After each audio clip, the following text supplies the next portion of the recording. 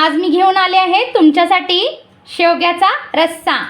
हो, शेवग्याची आमटी म्हणा किंवा रस्सा म्हणा, खूपच छान होते, टेस्टी होते। त्याप्रमाणे मी ह्याची वरची साले काढून छान असं कट करून घेतला आहे शेवगा आणि पाण्यात घालून घेतला आहे।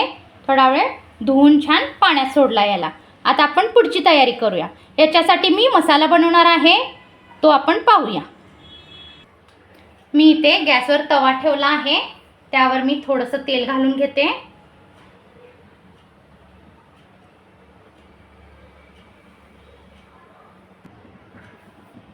शेवग्यासाठी मी मसाला घेतला आहे, एक मोठा कांदा, एक टोमॅटो, 5 ते 6 लसणाच्या पाकळ्या आणि अर्धा इंच आले। हे आपण या तेलामध्ये घालून घेऊया।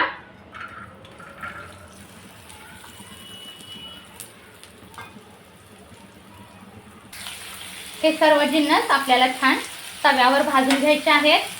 त्यातच मी आता खोबरे पण घालणार आहे आणि हे सर्व आपण छान भाजून घेऊया।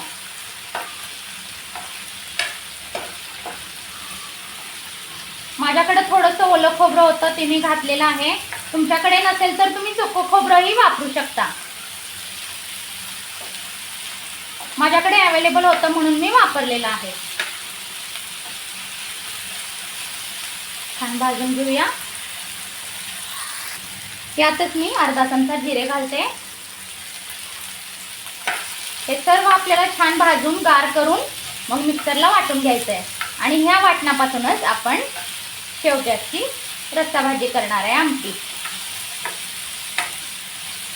मटणाच्या रस्स्यालाही मागे पाडेल अशी आपली आमटी होणार आहे आज शेवग्याची।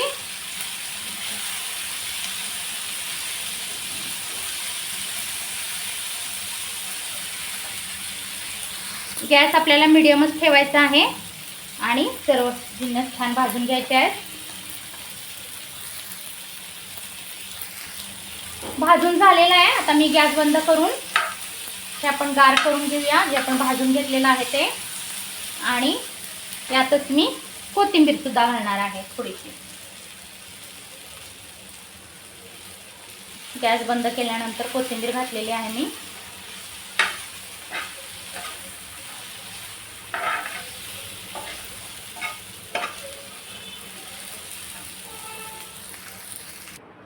मसाला आपला वाटून रेडी आहे। आता आपण पुढची प्रोसेस करूया।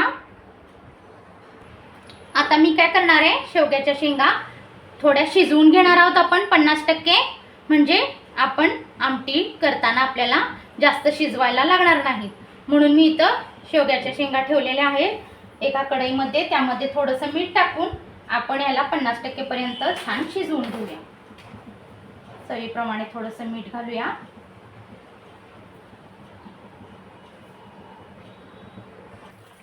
बघू शकता तुम्ही, शेंगा आपल्या छान उकडलेल्या आहेत 50% पर्यंत। आता आपण फोडणीची तयारी करूया।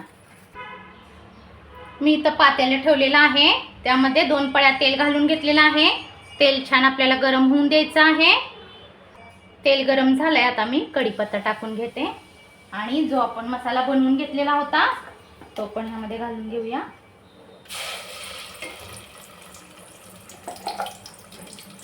जिरा आपण मसाल्यात वापरलेला आहे, त्यामुळे मी आता इथं वापरलेलं नाहीये। थोडीशी पावडर वापरणार आहे मी जिऱ्याची वरून। मसाला आपण छान भाजून घेऊया।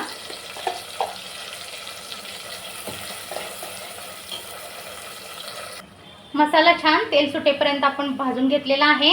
आता त्यामध्ये थोडे मसाले टाकून घेऊया आपण। तर इथं मी अर्धा चमचा हळद पावडर,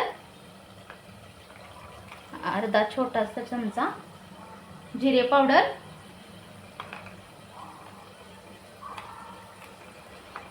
अर्धा चमचा धणे पावडर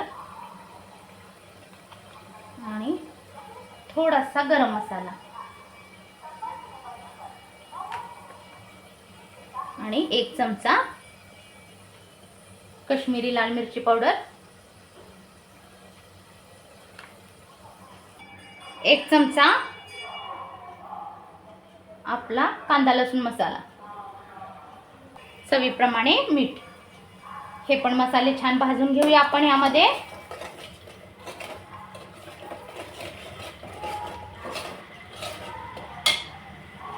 आता यामध्येच मी ज्या आपण उकडून घेतलेल्या शेंगा होत्या त्या घालून घेणार आहे आणि थोडं भाजून घ्यायचं आहे आपण शेंगांना, म्हणजे मसाला छान, मसाल्याचा अर्क उतरतो शेंगामध्ये आणि शेंग टेस्टी लागते.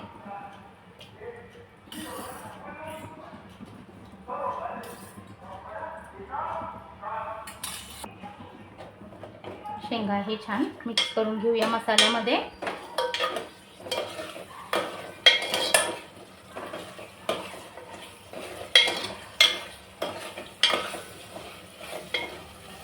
पाहू शकता तुम्ही आत्ताच किती छान दिसत आहे, होय ना.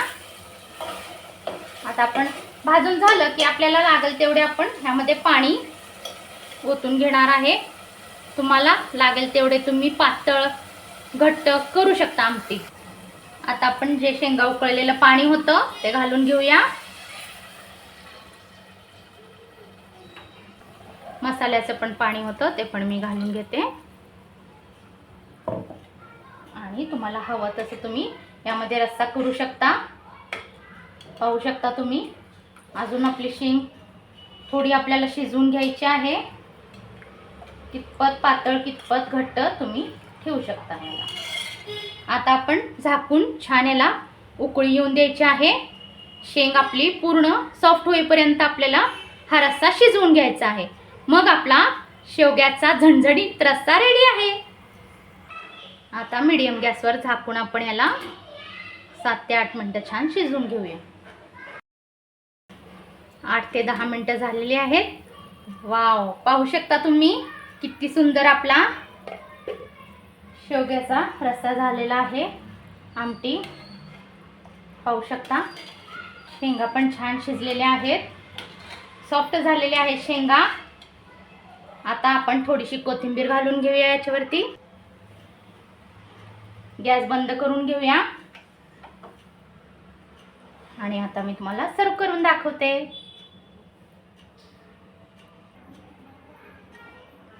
पहा, आपली शेवग्याची आमटी रेडी आहे. किती सोपी रेसिपी आहे, होय ना. खूप छान होते. अशी एकदा नक्की तुम्ही ट्राय करा बनवून, आणि तुम्ही कशी बनवता हे सुद्धा मला सांगा. आणि ट्राय केल्यानंतर कमेंट नक्की करा. आणि माझा चॅनल अनिसा का जायका ह्याला जास्तीत जास्त लाईक, शेअर आणि सबस्क्राईब करा. थँक्यू.